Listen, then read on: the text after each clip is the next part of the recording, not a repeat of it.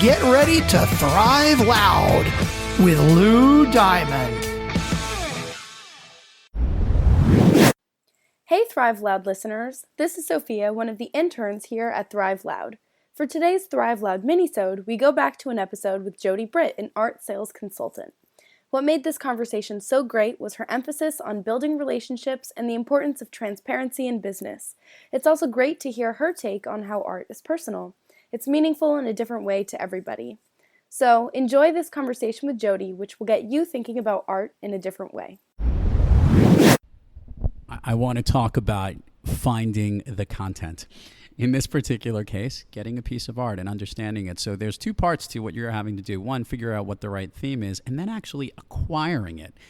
Talk a little bit about the work that goes behind the scenes and actually acquiring a piece of art, whether for a whole building, one piece of an individual, an entire complex. What goes into that?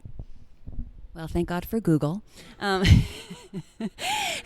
Google image search. But also, I've been in the industry for over a decade, close to 12 years. It's about building relationships. So from very early on, I learned from my father that having a lot of integrity in the relationships will pay off way down the line. So there are photographers and artists that I've known for over a decade, and they know that I can be counted on to negotiate a good deal for them and my clients. Everybody knows it's pretty transparent, and that I can also get creative if I have a client that says, I don't really want this in a photographic print, but I really want this to be, for example, for exhibit. You know, we used one really large C print, but we also worked with the artists and the photographers to create something that was unique for this building and that would be sustainable in a public space.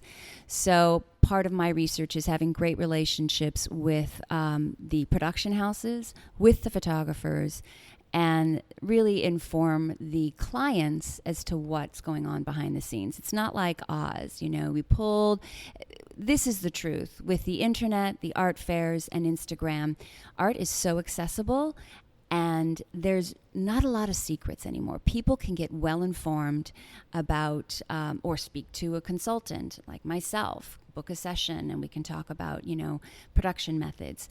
It's pretty transparent these days, which is good. It was uncomfortable at first, but I think it's really good. I want to talk a little bit about you. And this is probably a tough thing. If we popped into your apartment and learned a little bit about your styles, what are your personal styles? What are the things that you like as it relates to art? Such a great question. I love that. If you popped into my apartment, you'd probably immediately say, you have great photography on the walls. And I do. I have some of my favorite pop culture photographers, Jim Marshall, Neil Preston, my father, Jim Britt. And then I also have a few photos that are very personal of my family on the walls. What I wanted to do with my apartment was to create a space that whenever I walked in, everything evoked some sort of emotion in me. So the apartment itself everything's gray and white with a little sparkle of like a little flash of fuchsia on a pillow here and there.